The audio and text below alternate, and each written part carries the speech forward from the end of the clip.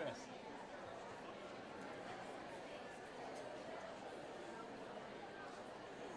What's happening, buddy?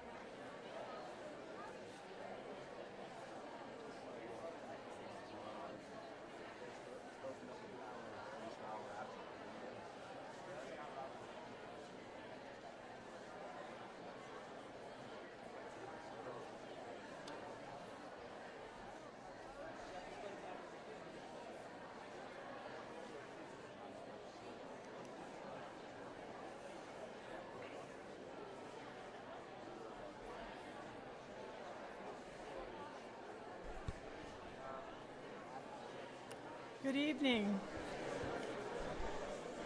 Good evening. Good evening. Welcome. So glad you're all here. I'm Judy Samuelson. I'm the director of the Business and Society Policy Program at the Aspen Institute. It's my great pleasure to be performing this role tonight, welcoming all of you to this fabulously newly renovated space here at Pepke Auditorium, the first of the series to take place in the newly renovated auditorium. We're glad you can all be here with us. And, of course, to welcome our speaker tonight, We're also glad to welcome our listening audience on Aspen Public Radio and our viewers on Grassroots TV. And we want to add a special thanks to Bonnie and Tom McCloskey for their generous support of the speakers program.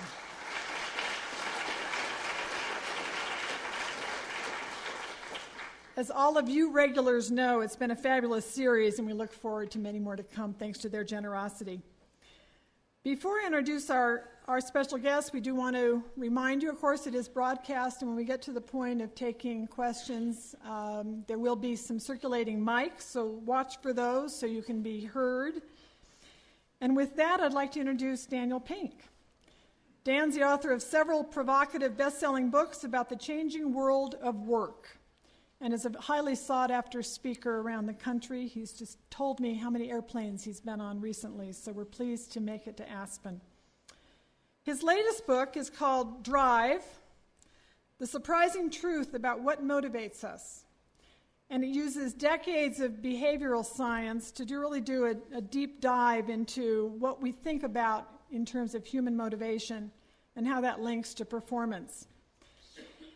His book that many of you already know is A Whole New Mind, Why Right-Brainers Will Rule the Future, which spent 100 weeks on the New York Times bestseller list, and describes the abilities and capabilities that are critical to both individuals and organizations if they're to bring their whole brains to work. This book is a provocative read. It was translated into 23 languages.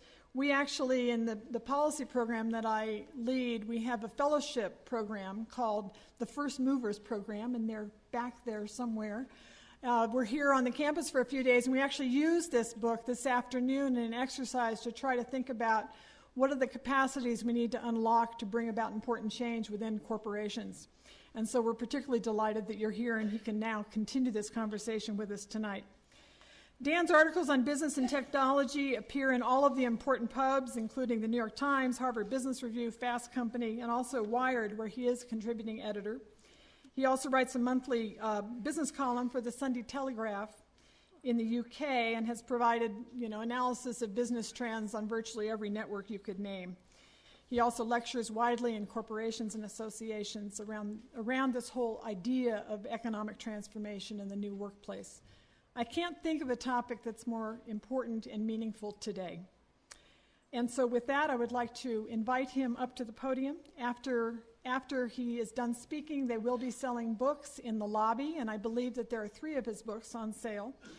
And so we are especially pleased that he's with us tonight, and welcome him, please, with me to the Aspen Institute.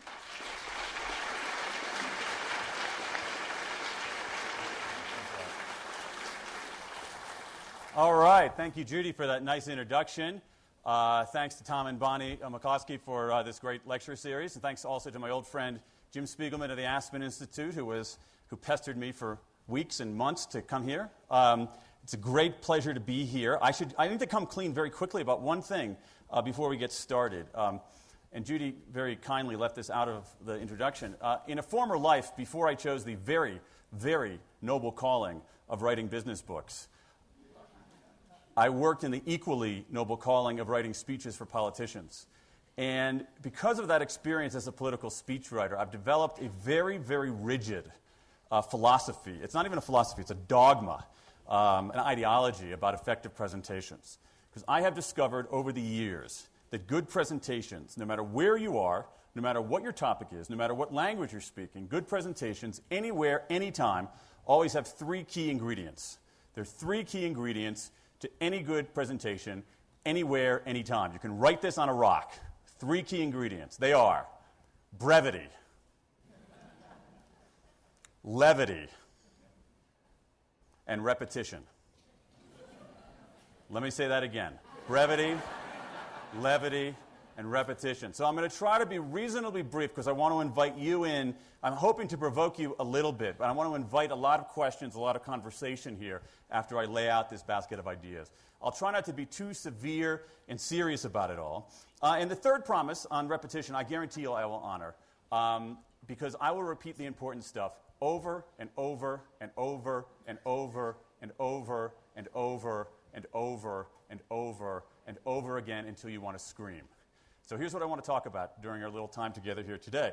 I want to talk about what motivates us. And we all kind of know what motivates us, right? I mean, human beings are complex in their own way, but also kind of simple in another way. And one of the things we know about human beings is that they respond exquisitely to rewards and punishments in their environment, right? If you reward something, you get more of the behavior. If you punish it, you get, very good class, less of the behavior. I went back, and I was curious about this principle that if we reward stuff, you get more of it. If you punish stuff, you get less of it. So I went back and looked at about 50 years of behavioral science on what motivates us. And I want to share a little bit about that with you. And then I want to try to make a leap to what it means, particularly for our organizations and our businesses. And I want to start out with a puzzle. Okay? I want to start out with a little bit of a puzzle, a problem for you to solve. It is called the candle problem. The candle problem. And here's what it is. It's a famous experiment in social psychology, and here's how it works. You bring, some of you no doubt have seen this. You bring somebody, say I'm the experimenter. I bring you into a room, I give you a candle, some matches, and some thumbtacks, and I say to you, your job, your challenge here, is to attach the candle to the wall so that the wax does not drip onto the table. Okay? Okay, you're thinking about it. Now what happens with some people is they will begin taking the tacks and trying to sort of establish a little belt around the side of the candle to try to keep it up there. Okay? Bad idea. Doesn't work. Other people who are keener conceptual thinkers, greater sort of more sharp creative minds, people like me, realize that's not the answer. There's something going on here. And so what they do is they take the matches, light the match, melt the side of the candle. You with me? All right, you're with me. Melt the side of the candle so it gets all gluey. All right? So it gets, probably can use this word at the Aspen Institute, so it gets viscous. All right? SAT word for everybody. So it gets all viscous and gluey. And then you use that viscousness to viscosity. We have obviously some English teachers in the audience. You use that gluiness to stick the candle to the wall. It's a very, very elegant solution. I think it reflects, I'm biased, but I think it reflects a certain very refined design sensibility. It just doesn't work. The candle immediately falls off the wall. And eventually, this is a very hard problem to solve from your seat looking at pictures. It's an easier problem to solve if you can manipulate the materials. And eventually, most people do solve it by doing this. Okay? The key is to overcome the psychological phenomenon of functional fixedness. Functional fixedness. You look at that box originally, and you see it only as a receptacle for the tacks. But as you play around with it, as you think it through, you say, oh, wait a second. It can have a second function. The box can also be the platform for the candle. The candle problem. Now, this candle problem is sort of like a white laboratory rat in social psychology that is used to test a whole variety of things. And in 1962, it was used to test how powerful incentives, particularly economic incentives, are to shape our behavior. This is a brilliant experiment done by a guy named Sam Glucksberg, who's now at Princeton University. And he did this really, really cool experiment to test the power of incentives to improve performance and motivate behavior. So what he did is he divided his group into two halves. Okay, so we'll use this half. So tell me your first name. John? John, we bring in, so we're going to have John as our first representative of this group. We bring in John. I say, John, here's the candle problem. Attach the candles to the wall so the wax doesn't drip onto the table. Now, John, I'm going to be here with you, timing you. Uh-oh. Timing you, okay? There's some pressure here, John. Timing you to see how quickly you solve this problem. And then I'm going to use your times and the times of everybody in your group to establish norms, averages, for how long it typically takes someone to solve this sort of problem. Okay, that's the John group. We go over to this group here. Tell me your first name. Yeah. Anybody's first name. Tell me the name of give me any first name. John. No, tell me your first name. Merrily. Merrily. Merrily. How do you spell it? M-A-R-I-L-L-E? Wow. You know, actually, I still have scarred memories from losing the 5th grade spelling bee in Columbus, Ohio, but that's, I won't. Merrily's group. Now we say to Merrily, Merrily, here you go. Here's the candle problem. Attach the candle to the wall so the wax doesn't drip onto the table. Now, Merrily, I'm going to be here with my stopwatch timing you, all right? But in order to sort of get you to perform a little bit better, Merrily, if you are in the top 20% of all the people we're testing, if you have one of the 20% fastest times here today, you get $5. Merrily is unmoved. But what? No, that's okay. That's okay. What hasn't Merrily done? She hasn't adjusted for inflation. This is $5 in 1962. That's $35 in today's dollars. You're still not that moved, but that's okay. Because Merrily, it gets even better. Because if you're number one, if you're the fastest of everybody we're testing here today, Merrily, you get $35, which is $140 in today's dollars. All right? Pretty good. So Merrily, finally, Merrily is like sort of responding to this. $140 for 5 minutes of work is a pretty good deal. Okay, so the question that Sam Glucksberg was trying to figure out is how much, if at all, if at all, the Merrily group would solve, how much faster, if at all, the Merrily group would solve the problem. Okay? How much faster, if at all, the Merrily group solved the problem. And it turned out there was a sizable difference, that the group that had that economic incentive solved the problem 3.5 minutes slower. Now that's it's interesting. It's very interesting how you're reacting to that. Because some of you are like, yeah, and others of you are shaking your head. Now to me, it seemed kind of weird. What? Here you have this incentive. This incentive is designed to sharpen thinking and accelerate creativity, and it does the exact opposite. Sam Glucksberg says, this is freaky. Or, something like that. This is weird. This is anomalous. All right? It's not how it's supposed to work. I wonder what's going on. Let me try this again. So he presents the problem differently. And here's how he presented the problem. Now, what's different about this presentation of the problem? The highly educated, astute audience, the tacks are out of the box. Yes. And so he does the same thing. We have a new group of participants, of course, but we go to this group and we say, solve the candle problem, solve this, attach the candle to the wall so the wax doesn't drip onto the table. I'm going to time you. Use your times for norms. We go to this group, solve the candle problem. I'm going to time you, but if you're in the 80th percentile or above, you get $35. If you're number one, you get $140. And so he wanted to see who solved the problem faster this time. And who do you think solved the problem faster this time? What's your intuition? The group with money or the group without money? Okay, someone in a very loud voice said with, unequivocally. Who said that? Was that you? What? Tell me your first name. Jim. Why, Jim? Because you had a 50-50 chance of getting it right. Anybody else have a more theoretically sound reason for the answer? Anybody else? Back there.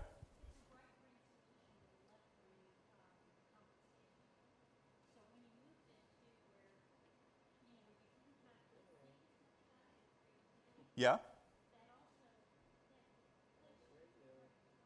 Okay, tell me your first name. Shelley. What Shelley's trying to say is this is a lot easier. Okay?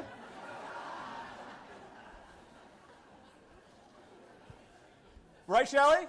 Yeah, this is a much easier.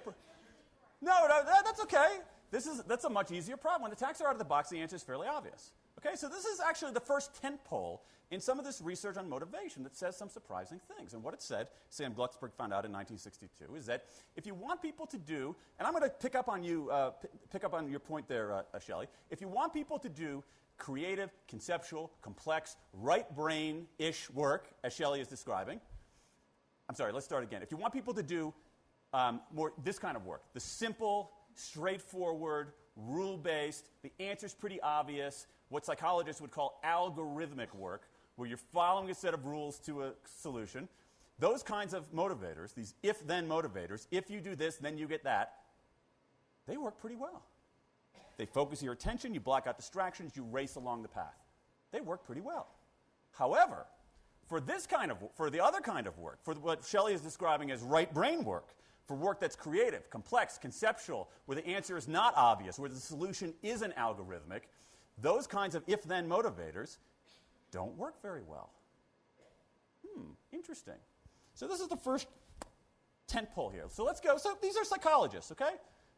And with all due respect, some of my best friends are psychologists, but psychologists can be a little namby-pamby, right? So let's go to some people. Let's explore this a little bit more with some people who aren't namby-pamby. Some people who are, in their own ways, cruel and ruthless. People with ice water in their veins. All right? Some of the meanest, data-centered, ruthless people on the planet. Economists. All right? Let's talk about economists. Start taking this up. Because all of you who studied economists know that what we're talking about here is a fairly cardinal principle of economics. You reward behavior, you get more of it. You punish behavior, you get less of it. So some economists start looking at this. And what they do, there's a group of 4 really, really talented economists, including a guy named Dan Ariely, who's now at Duke University. And they did some very interesting experiments where they took groups of people around the world and had them do a series of exercises. Things like throwing a ball through a hoop, but also things involving cognitive skills, very simple cognitive skills and more complex cognitive skills. And they offered 3 levels of rewards. They said, if you do okay, you get a small reward. If you do medium well, you get a medium reward. And if you do really well, if you're a star performer, you get a large cash reward. Okay? Basically the kind of way that we incentivize people inside of companies. So-so performers get a little, medium performers get a lot. We incentivize star performance by offering a bigger incentive. And here's what these economists found out. They said, as long as the task involved only mechanical skill, bonuses worked as they would be expected. The higher the pay, the better the performance. Okay? But once the task called for even rudimentary cognitive skill, their phrase, not mine. I would never write that. Rudimentary cognitive skill, a larger reward led to poorer performance. Now that is very strange. That is not how it's supposed to work. When I first encountered this, as I mentioned before, I'm a Midwesterner. I grew up in that hotbed of social rest, Columbus, Ohio. All right, the most kind of quintessentially middle class, middle brow place you could imagine. And so with a guy steeped in Midwestern values, this conclusion, a larger reward led to poorer performance, that seems to me vaguely socialist, right? It's not supposed, no. It's not supposed to work that way. And yet, let's unpack this a little bit. Here you have 4 economists, okay, from, at the time from MIT, Carnegie Mellon, University of Chicago. And let's take a look at who sponsored this research. If you can look right here at the bottom right here. The notoriously socialist Federal Reserve Bank. So this is the mainstream of the mainstream saying the same thing. And this is what we have found out in 40 years of research into motivation. If you want people to do relatively simple, straightforward things, the classic kind of incentive, if you do this, then you get that, works like a dream. If you want people to do things that are more sophisticated, complex, that require creative thinking, as Shelley says, that require some right brain thinking, those kinds of motivators don't work very well and often backfire. This is one of the sturdiest conclusions in all of social science and one of the most widely ignored. Now, so let's talk about rewards. I want to spend just a little bit of time talking about punishments, okay? We got rewards, okay? So here we have this body of evidence, this science, 50 years nearly of science that says, wait a second, these rewards don't work like we think that they work. Let's go to punishments, because punishments, as we all know, are awesome, right? They're mean, they hurt people. We love punishments, right?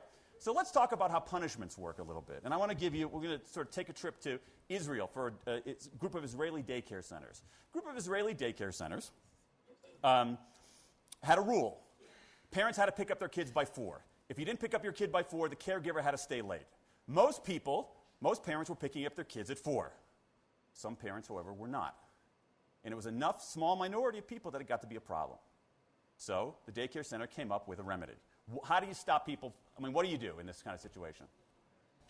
Make them pay more. You charge them, obviously. So that's what they did. I want to show you this sign that they put up because it is a model of how you. This sign is a model of how you announce rules and explain it in the hopes that people comply. It's a model. Okay, so here we go. Here's the sign. Announcement. Fine for coming late, okay? Clear, unequivocal. Though this really is, this is brilliantly crafted, honestly. As you all know, okay, so we say this rule has been in place. The official closing time of the daycare center is 4 o'clock every day. Since some parents have been coming late, we explain now why we're changing the rule. we even haul in the third-party validator here. We, with the authority for private daycare centers in Israel, have decided to impose a fine on parents who come late to pick up their children. As of next Sunday, a fine of 10 Israeli shekels will be charged each time a child is collected after 4:10. Okay? So I got 3 kids. That's about $5 US at the time. I show up at 4:11. I'm sorry, Mr. Pink, you owe us $15. Obviously, that's going to be a disincentive, and some, maybe not a lot, but some people will start showing up on time. More people will start showing up on time. And here's what happened. After the introduction of the fine, we observed a steady increase in the number of parents coming late. The rate finally settled at a level that was higher and almost twice as large as the initial one. Who has an explanation for this? Yes, sir. John.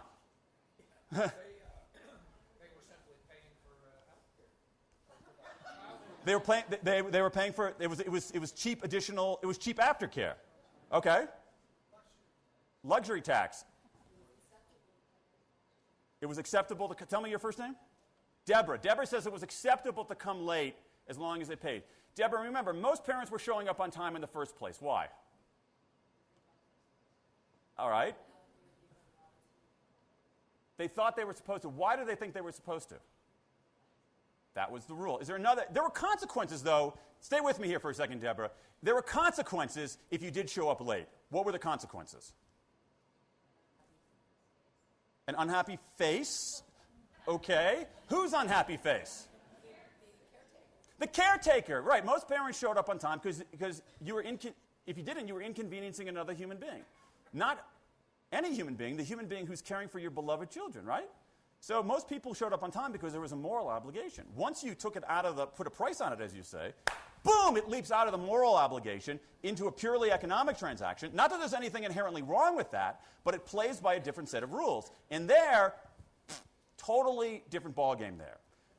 Totally different ballgame. And so some people said the fine wasn't enough, so maybe that could be part of it. But once you take it out of the moral realm into the economic realm, a completely different set of rules.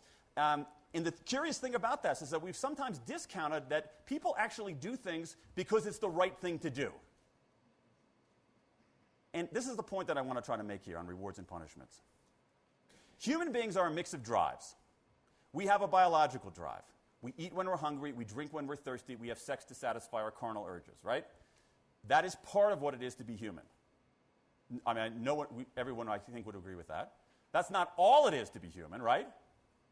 Except for maybe like 17-year-old guys. It's not all it is to be human. I mean, I was one, all right?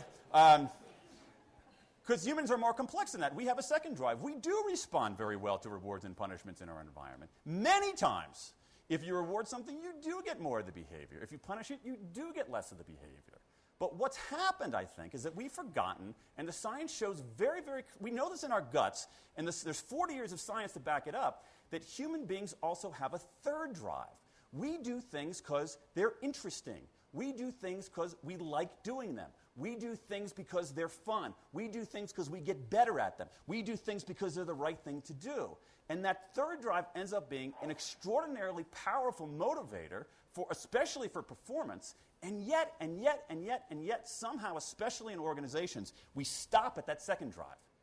We stop at that second drive, don't let in that third drive, and it is doing us harm because there is a body of evidence out there that says that if you rely only on that second drive, you are going to make mistakes. And what's happened, forgive me for this slight rant here, what's happened in our organizations, many times, in our economy more broadly, is that when we've seen these carrot and stick motivators demonstrably fail before our eyes, our response isn't to say, God dang, maybe we need a new approach. Our response is to say, gosh, those carrot and stick motivators didn't work again. Looks like we need more carrots. Looks like we need sharper sticks. And it's taking us down a fundamentally, to my mind, misguided path. Fortunately, the science shows us a better path. And I want to tell you about that path there, because I think if you understand what truly motivates people, particularly for the creative conceptual work that almost all of you are doing, those of you who are working, almost all of you are doing, almost all the young people in the audience will be doing in the workplace, there's a different motivational scheme that we need. So let's talk about that. Let's start with this right here. Okay, let's start with it. What does work? Let's talk about what does work. Fact. Money is a motivator. Okay? And you know that's a fact because I've written fact right there. Right? But this is the case. Money, I'll give you the summary of this. Money is a very powerful motivator, but not quite in the way that we think. If you don't pay people enough, if people aren't being treated fairly, and human beings are exquisitely attuned to fairness, particularly when it comes to the workplace.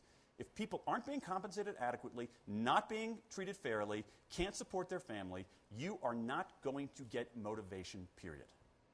If people are being treated unfairly, you're going to get the minimum amount of effort necessary that person needs to exert not to get fired. But once you pay people enough, and I would argue pay people more than enough, additional units of money have surprisingly little effect, not zero effect, surprisingly little effect on additional units of performance or additional units of satisfaction. In some ways, there's a paradox. The best use of money as a motivator is to pay people enough to take the issue of money off the table. So they're not focused on the money, they're focused on the work. Pay people enough to take the issue of money off the table so they're focused not on money but on the work. Once you do that, it turns out that there are three really important ingredients to enduring motivation, particularly for creative conceptual tasks. So let's talk about those. I'll lay some of those out and then we'll take some questions. They are autonomy, mastery, and purpose. Autonomy, mastery, and purpose. Autonomy, mastery, and purpose. In much the same way that 20th century work relied on carrots and sticks in a very, very effective way. Because if you think about so much of 20th century work was routine. It was straightforward, algorithmic, rule-based. Whether you're turning the same screw the same way on an assembly line or even in a white-collar office where you're adding up columns of figures. When you're processing paper, it's routine, rule-based, algorithmic work, and those kinds of motivators, there's some problems with them on a human level, I think, but they work. You can't question their effectiveness. They work. However, fewer and fewer people are doing that kind of work. More people, no matter, in manufacturing, in the service economy, throughout the white-collar workforce, are doing work that requires more sophistication, more complexity, more conceptual thinking. And carrots and sticks don't work for that. These do. So let's talk about that. Let's talk about autonomy here. And to talk about autonomy, let me introduce a word to you. Or let me remind you of a word. Management. Now, did anybody come into Aspen in the last couple of days? Just come in here, sort of from somewhere else as a change of scenery. Where'd you come in from, sir, in the light blue shirt? Okay, not a good answer. Yes, where'd you come in from? Anybody come? You'll see why in a moment. Anywhere flatter, yes. Okay, Washington, D.C. Okay, I came in from Washington, D.C. too. And if you come in from Washington, D.C., a place like that, not like Santa Fe, which is actually sort of looks a little bit more like Aspen than Washington, D.C. Pardon? He really came from Los Angeles? But he said Santa Fe. He's not getting into this. All right, he's not. Tell me your first name. Mark? I'm using only Mark as the example here. All right? Mark, who came in from the right place, Washington, D.C. If you come in from Washington, D.C., it's kind of spectacular to see these mountains, right? Whoa, we don't have mountains in Washington, D.C. But Mark, did you ever wonder, where do these mountains come from when you saw them? Yes. You did? When did you wonder that, Mark? First time I arrived. The first time. Where did they come from? All right, anybody else wonder where these mountains come from? I didn't. Maybe I'm less perceptive and inquisitive than Mark. But I just like, oh, cool mountains, all right? That's my reaction. Wow, mountains, they're cool. They look great. Wow, cool, all right? But I didn't think, where did they come from? No, absolutely not. No, because the thing is, if he got here from L.A. via Santa Fe, that's 2 strikes against him. We look around at the mountains, and I think we very rarely stop and say, oh, where do these... It's an interesting question in a way. Where did they come from? But to some extent, we say, oh, they've always been here. We notice them, but they've always been here.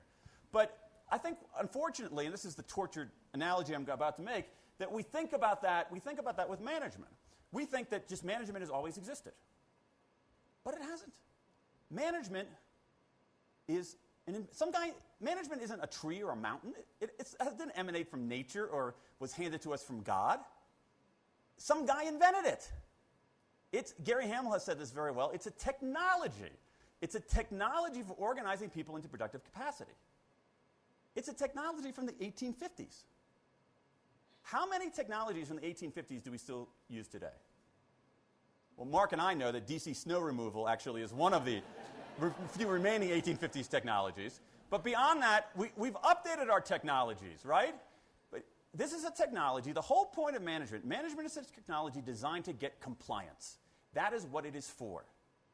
But today, in the work that most people are doing, you don't want compliance, you want engagement. And management is not the pathway to engagement. It's not designed for that. Even if you stand off the rough edges, it's still a technology fundamentally designed to get compliance. If you want engagement, the only way people engage is if they're self-directed. Self-direction leads to engagement as inexorably as management leads to compliance. And what this means, and what's so interesting, is that you see examples of companies around the world allowing people radical amounts of autonomy as a pathway to high performance. Not as a deviation from accountability, but as a pathway to it. By giving people autonomy over their time, when they do what they do, over their task, what they actually do, over their team, who they do it with, and over their technique, how they do it. That when people have autonomy over these elements, especially of their work, but other aspects of their life, they perform at a higher level. Let's talk about some examples of this, all right? Let's talk about this company right here, Atlassian. How many of you have heard of Atlassian? Good. Looks like less than half. Atlassian, for those of you who don't know, Atlassian is an Australian software company, and they do something really cool. Once a quarter on Thursday afternoon, they say to their software developers, for the next 24 hours, go work on whatever you want, as long as it's not part of your regular job. Do it the way you want, autonomy over technique. Do it with whomever you want, autonomy over team. Do what you want, autonomy over task. The only thing we ask is that you show what you've created to the rest of the company at the end of these 24 hours. Okay? They call these things FedEx days because you have to deliver something overnight. Okay? If you learn nothing else about this, you'll learn why there are no famous Australian comedians. And okay, Paul Hogan doesn't count. Think about that. There was no kind of carrot dangled out there, no saying, hey, if you do something groovy, I'll give you $500. It's saying, let's just get out of your way. So this one day of pure, intense, undiluted autonomy has led to a whole array of fixes for existing software, a whole array of ideas for new processes within the company, a whole array of ideas for entirely new products that had otherwise never emerged. Very different form of motivation because people are self-directed and engaged. It's worked so well, in fact, this example might be more familiar to you, is that they've upped the ante and they've gone to something called 20% time. 20% time. This is probably more familiar, where people now at this company can spend 20% of their time working on whatever they want. Now, Atlassian doesn't sign away the intellectual property rights to what's created during that 20% time. Okay? So this is not a inherently charitable act, right? It's a different form of motivation. It's a different pathway to performance and profits and productivity. This is done most famously, you probably know, at Google, where Google, almost since its inception, people have been able to work 20% of their time on whatever they wanted. And it's produced some pretty good results. Anybody ever look at Google News? We're just terrified. Yeah, Google News, American newspapers are terrified of Google News. Google News, not an official project, a 20% project. Anybody happen to have a Gmail account? Whoa. Gmail, not an official project, a 20% project. Here's what one Google engineer says, quoted in the book. Just about all the good ideas here have bubbled up from 20% time. Which sort of makes you wonder what they're doing the other 80% of the time, but that's another story. All right, let me give you one more example of this. Again, radical amounts of autonomy. And this is in some ways my favorite example because it shows that these principles can apply to jobs that we don't necessarily think of as super autonomous and creative. And it's this company right here, which is one of the most interesting companies in management practices today, Zappos. Okay, Zappos, as many of you know, is an online shoe company. Zappos has, as a customer-facing company, Zappos has call centers. Now, has anybody worked in a call center recently? Anybody? Okay, call center jobs are really bad, all right? They're about the worst white-collar jobs in the first world. You sit there at these hamster-like cubicles. You have an earpiece in. The earpiece beeps, beep. As soon as the call comes in, you immediately listen to the call and immediately type stuff into your computer to try to call up a script. You then read the script to the caller and try to dispatch the caller as quickly as possible because your calls are being timed.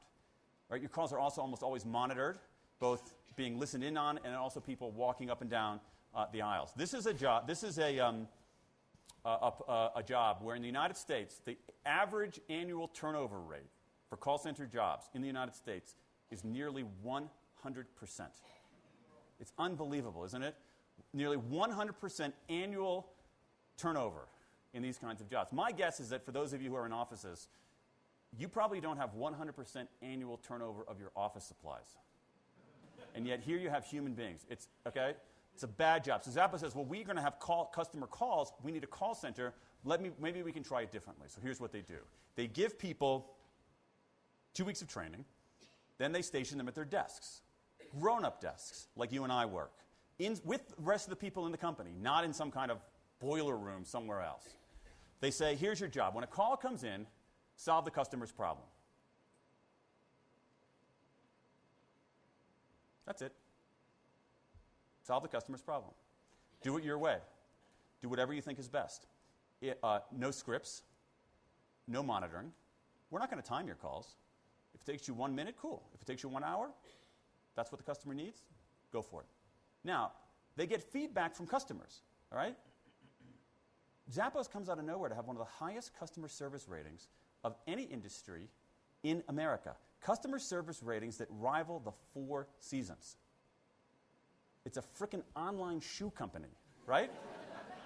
How did they do that? This is important. How did they do that? I think they did it because they started with a different premise. If you start with the premise that working in a call center is inherently soul-hollowing and deadening, that takes you down one path. But if you start with a different premise, that job, like your job, like my job, like almost any job, can be made a little bit more autonomous, a little bit more self-directed, a little bit more purposeful, a little bit more interesting, a little bit more meaningful, that takes you down a very different path. Not only a more humane path, but a more effective path. So that's autonomy. Let's go to the next one. We're going to skip that for a second. Let's go to the next one, mastery. Human beings like to get better at stuff. Why do we like to get better at stuff? Control? It's satisfying, right? It's fun to get better at stuff, right? It's inherently satisfying. This is why on a weekend in Washington, D.C., or in L.A. or Santa Fe, we'll go back to you and say, okay, so this is actually might be applicable in Santa Fe. So on a weekend in Santa Fe, this weekend, someone is probably, there's a pretty good chance that someone in Santa Fe this weekend is playing the bassoon. Okay? Now, biologists can't explain that behavior, right? Does playing the bassoon let's say a guy, Fred, all right? Fred's playing the bassoon. Does playing the bassoon satisfy Fred's biological drive? I hope not, all right? Does it satisfy his reward and punishment drive? Probably not. He's probably not going to get paid for it. He's probably not going to get fined for not doing it. So why is he doing it? He's doing it because he likes it. He's doing it because it's satisfying. He's doing it because he gets better at it. This is a powerful human motivator and, unfortunately, routinely ignored. Let me just give you one study on this, which I think is absolutely fascinating. This is a brilliant study done by a woman named Teresa Mobley at Harvard Business School. And what she did is she looked at, it's a remarkable piece of research. What she did is she got about, 6 or 8 companies, North American companies, and several thousand workers at these companies, and had them every day at a certain time for over a year write down their motivation levels. So if we try to say, were you motivated last week or last month, we recreate the narrative of our lives and remember the highs and the lows, but not really what it's like day to day. So every day, so like 2 o'clock, I'm feeling motivated, this is why. Or I'm feeling unmotivated, this is why. So it's a really brilliant textured portrait of what's going on in people's psyche at work. She says, I'm going to try to figure out, crack the code of what is really motivating on a day-to-day level at work. She crunches the numbers. It's not even close. There's one. I should have put the bar graph here because it's like all these little tiny things and then one giant thing right here. Here's what she says. The key to motivation doesn't depend on elaborate incentive systems. In fact, the people in our study rarely mentioned incentives. You very rarely, sometimes you did, but you very rarely had people saying, I'm really motivated, I'm really engaged right now, I'm this close to my $1,000 bonus. Okay? Some people did that, but not very many. So what was the big motivator? What was the top thing by far? It was very simple. Making progress in one's work. The days that people made progress were the days that they felt motivated, the days that they felt engaged, the days that they felt alive, the days that they felt loyal to the company. Making progress. Now, what's interesting about this, a number of interesting things about this. This, in some ways, to my mind, recasts a manager's role. Managers should be out there helping people make progress, and more important, helping people see the progress they are making. A lot of people don't see the progress that they make. That is, the workplace right now is one of the most feedback-deprived environments that human beings operate in. I mean, other aspects of our lives, we get feedback all the time, but not in the workplace. In the workplace, we have the annual performance review as our mechanism for feedback. I mean, it's ridiculous. I mean, think about, so you get feedback on your work once a year. Think about a great tennis. Think about Serena Williams getting feedback on her tennis once a year. I'm going to play, 87 tournaments, and then at the end of the year, I'll get my results and get the feedback. There's no way she could get any good at that, right? So performance reviews are bad. And they're also, side point, performance reviews are also, people don't realize, are America's form of kabuki theater. They're these kind of highly stylized rituals where people are reciting rehearsed scripts and hoping it gets over very quickly. So a manager's role is to help people make progress, help people see their progress, recognize progress, shine a light on progress. Because progress is inherently motivating, and progress is a virtuous cycle. Because if you make progress one day, you come into work more motivated the next day, which means you're more likely to make progress, et cetera, et cetera. And what also happens, and believe me, this has happened to me, the other thing can happen too. If you don't make progress, you're a little bit less motivated, which means the next day you might be less likely to make progress, and so on. So the key in management in some ways is to get people in that positive spiral, to get people having those moments of flow, those moments of pure engagement, because that is itself its own reward. So when you ask people what motivates them, and when you peer into their psyches and see what they say at a day-to-day level, it isn't about the money. I'm assuming that everybody here was paid enough. If they weren't paid enough, there were all kinds of grievances there. But beyond that, it's that sense of making progress. Finally, let's skip that for a second. Let's go to the final one, because I want to take some questions. Purpose. People perform better when they are doing what they do and see the results, and it actually advances a cause larger than themselves. And the other thing about many workplaces is that not only are they feedback deprived, but maybe it's a certain form of feedback deprived. People don't understand how what they're doing actually makes a difference. I saw this in previous, but 11 years ago, I wrote a book called a book called Free Agent Nation, about the rise of people working for themselves. It's a book that I'm very happy to say remains in print. It sells tens of copies every year. And to write that book, I traveled around the United States and I interviewed people who had left large organizations to go to work for themselves. And so many of them said, Dan, the reason I left was I felt I wasn't making a contribution. People kept using the word contribution. They couldn't see how what they did day to day actually mattered. But when people do see that, and when they contribute to something larger than themselves, something important, something meaningful, as you all know, just in your guts, you do better. And one of the things that I think we've seen, and I think one of the things that makes the times that we live in so interesting, is that you do get this palpable sense that we've kind of turned a page. We've kind of turned a page in the economy in a way. And that what we're seeing, I think, right now is in some ways the limits of the profit motive. The limits of the profit motive. The profit motive is a very good thing. It is a good thing morally. I'll have that argument with anybody. It's a good thing for efficiency. But it's not the only thing.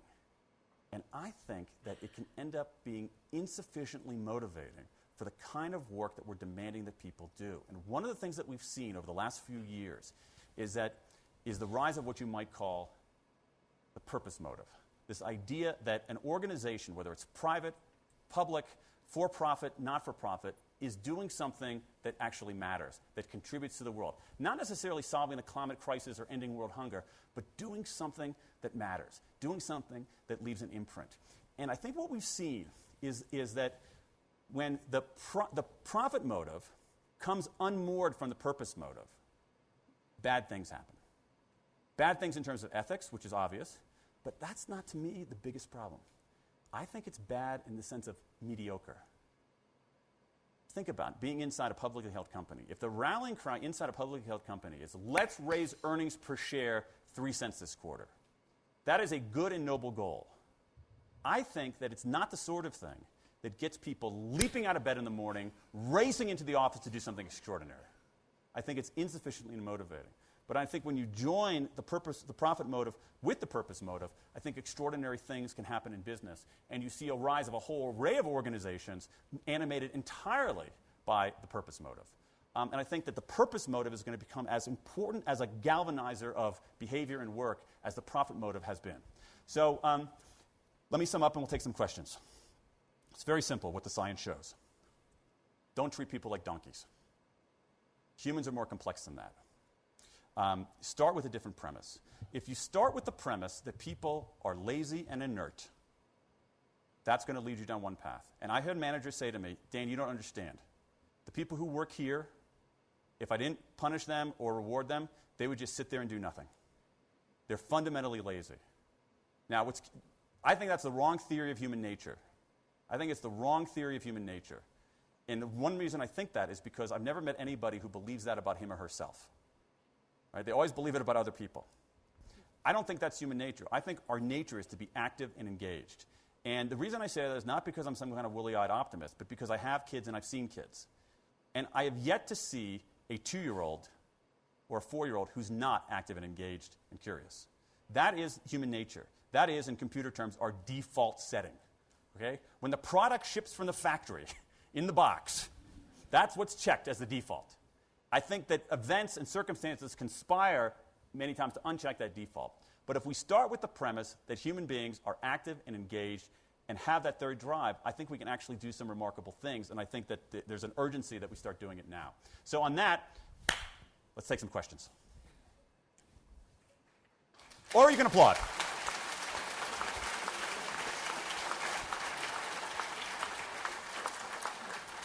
We have a microphone coming around. I want to go back to I want to go back to autonomy. Yes. I remember the 3M company, who essentially did the same thing 30 and 40 years ago. You got it. Correct? Why has this not overtaken industry and business? Great point. Tell me your first name. Stan. Stan asks a very good question and makes a very good point about 3M. 3M had a CEO in the 1940s who was, it's a remarkable story about what this CEO, his name was McKnight, did. He was one of the most kind of radical CEOs in 20th century American business. And he's the least likely radical you've ever seen. If you see a photograph of the guy, he looks like a cadaver. Okay? But this guy was a maniac. He was crazy. And he said, well, we need more experimental doodling. Imagine like some CEO going around saying, we need experimental doodling going on in this company. It's like 1946 in the Twin Cities. And he actually instituted, Stan, as you know, for some scientists at 3M, 15% time, where they could do whatever they wanted. And of course, the cash cow for 3M for many years is the Post-it note, which emerged from some guy's 15% time. It was not an officially sanctioned project. So you're right. Why has it not taken hold? I think there are a few reasons for it. Why this new approach? Because it's even more alarming than that. It's not only that we haven't followed 3M. It's that many businesses are operating based on what's essentially folklore about what motivates people. All right? They say to be, we're data-oriented, we're hard-headed, and yet they're making decisions based on folklore, not on the science. And I think there are a few reasons for it. Number one, this is what we've always done. And inertia is powerful, particularly in large organizations. The second thing, these carrot and stick motivators, they do produce something in the short term. Okay? They do produce something in the short term. If I say, and this is, I think, a really good point that you're making here. If I say, let's say you're my team here, all right, and we got to come up with we got to come up with a new product because we're getting killed by our competition, all 5 of you. Here's the thing. Whoever comes up with a great product idea, you get a $20,000 bonus. Oh, yeah, see? Exactly. That's the reaction you get. So what happens? $20,000 bonus, psych, and people go scurrying off. You get activity. And so the manager, I'm such a charismatic leader, right? You get activity, but the evidence is overwhelming. You don't get much creativity. And I think that fakes people out. And the other thing is that, here's the other thing, Stan. It's easy. Okay? It's really easy for me to say, hey, $20,000 to whoever comes up with something great, I'm going back to my office. It's very hard for me to understand what makes Deborah tick. When does Deborah make progress? How can I infuse this team with a higher sense of purpose? Tell me your first name.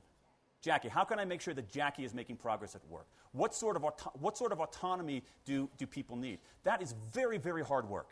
And the other approach is much easier. And so it endures. Down here, yeah. I'm sorry, we'll go back. Let's go back there and we'll come down to you.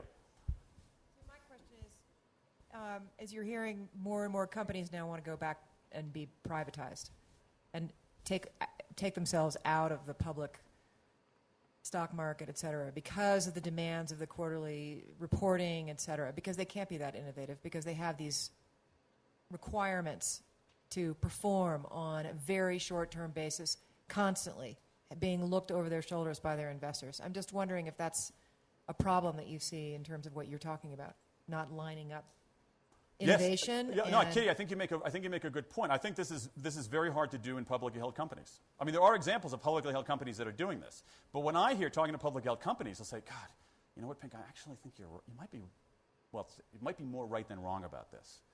And we should do some of these things. We'll do it next quarter because we got to hit these numbers this quarter. And I think there's an incredible myopia. And you see companies, you see companies that hit their numbers and then go out of business because they end up getting better and better at something that becomes irrelevant. And I think that that's one reason why some companies are taken private. Sometimes that's a devil's bargain. You just have a new master. You have some, maniacal hedge fund manager calling you at 2 o'clock in the morning asking you about returns rather than, Google Finance telling you that your stock is taking a pounding. But I do think that impulse of getting away from the very short-term results is important, and one reason why we're seeing that trend. It's very difficult to do if you're just absolutely beaten up for every short-term blip. If I were a manager, CEO, it'd be very hard to try to do this. Although there are examples of companies that have. Yes, down here. Thank you for your presentation. I wonder if you underestimate the value of the carrot and the stick because you tend to focus on small carrots and sticks. Do you not doubt that if the fine at the Israeli daycare center had been 1,000 shekels rather than 10, that it wouldn't have dramatically changed behavior? Or if the bonus wasn't 5%, but 1,000% of one's salary, that it would incent people to behave in a different way? It's a good question. Let's take this. Let's take the 1,000% bonus. Some of this research has bonuses of people basically getting a year's salary as a bonus and underperforming. So I'm not sure about that on that. I actually think that in some ways a supersized bonus becomes in some ways even more distracting. But let's go to the Israeli daycare center because I agree with you in part.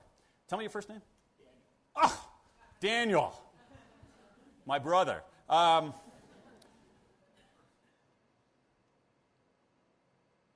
What do you think would have happened if we raised the fine to? Let's see if that was. So what are we talking about? Increasing the fine 20x about? Is that right?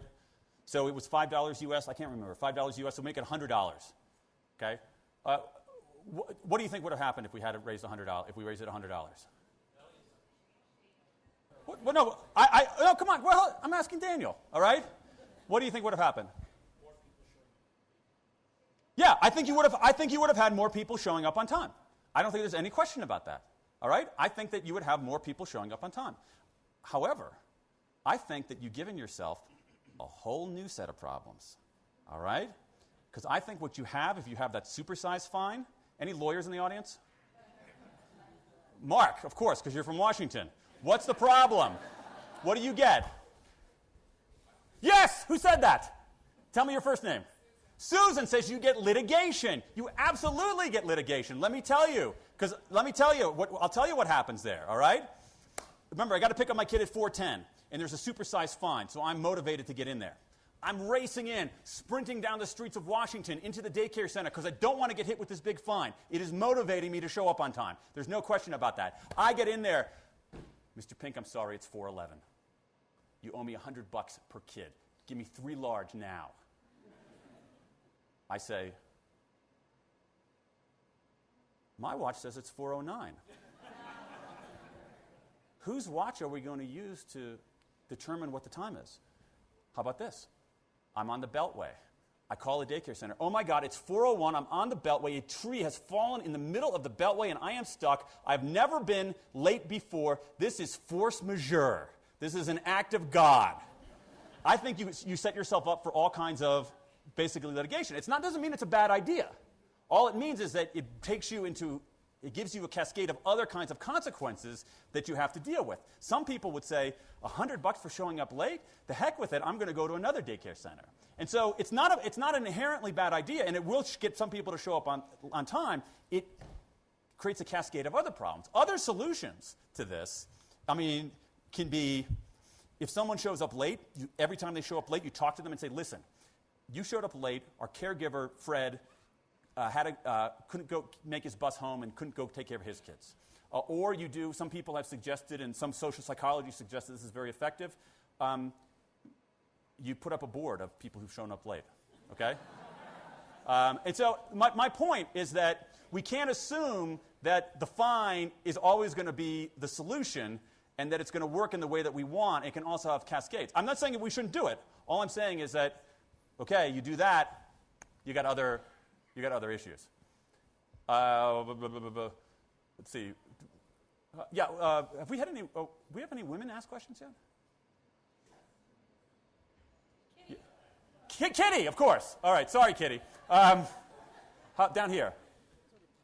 Hi, my name is Robin, and my question is: in the 20% theory, for those that do the 20% but don't come up with an acceptable idea, how do you give them self-esteem or pat them on the back if you don't really think that their idea is valuable to the company? It's a good question, and I think that it's one of the risks that you have to take. A lot of times, the people who are most inclined in the early stages to do it are people who've been harboring something for a long time and want the chance to let it out. But the thing about it is that it's optional, and you don't have to do it if you don't want to. So usually, people who do it have something really in mind that they want to do. And a lot of times what happens, though, is that it's not as if you have to come up with a game changer in that time. One of the best uses of FedEx Day is that, as Atlassian tells the story, is that someone comes up and says, okay, I had 24 hours, I tried to do this, didn't quite work. Present it to their colleagues. And someone says, have you tried doing blah-blah-blah? Oh. And you end up getting the feedback that allows you to do it. I think if you mandated it, and sort of required everybody has 20% time, better come up with something awesome. I think that's can backfire. What if that person thinks it's awesome, though, and you don't think it's awesome? Well, it's a business. So, so that's life. Yeah, this approach is not like, let's make everybody feel good about themselves. This is, let's listen to the science and let's organize our firms in a way that get people to do better work, but still have measures for accountability. What's interesting, though, Robin, is that at Atlassian, the interesting thing is that most people actually, and Atlassian monitored this, is sort of really follows very, very closely to see what was happening. And it turned out that most people actually didn't hit that 20% mark. In part because they didn't want to let down their existing teammates. And they actually ended up using that 20% time very, very, pretty effectively. One more. Jackie.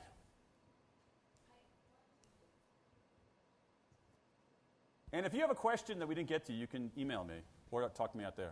After World War II, I heard that some American businessman went to Japan and made Japan's businesses amazingly successful. Right. Do you know how he did it and who he was? Okay, so I think that you're referring to a guy, and it's a very insightful question. You're referring to a guy named Edwards Deming. And Deming was this great management scholar who was ignored in the United States. And he basically birthed the whole idea of continual improvement, what in Japanese is called kaizen, that helped transform the Japanese economy. And one of the things that he did, he was one of the very first management writers to say, extrinsic motivators, these outside motivators, have their limits. And if you really want enduring performance, you have to have intrinsic motivators, a sense of purpose, a sense of autonomy. And that helped Japan do well in the 80s. Now, Japan has all kinds of other problems that have really slowed it down for a heck of a long time. But one of the things that's interesting about what he did is that even in a manufacturing environment, in lean manufacturing, for instance, there's extraordinary amounts of autonomy. So you can have a manufacturing line, a line of Hondas going across, and the lowliest worker, the person lowest on the social rank, can stop the line because he or she has the autonomy to do it and actually cares enough about the outcome. So Deming was a very early adopter, and right now Japan, it's just coincidental, I was in Japan last week. Japan is actually really struggling with, that helped, that was great, but Japan is very much struggling with this idea of autonomy more broadly in the workplace. And that is it's a cultural shift that Japan is really struggling to make. And if they don't make it, it could actually hold back their whole economy. And on that happy note, thank you for your time.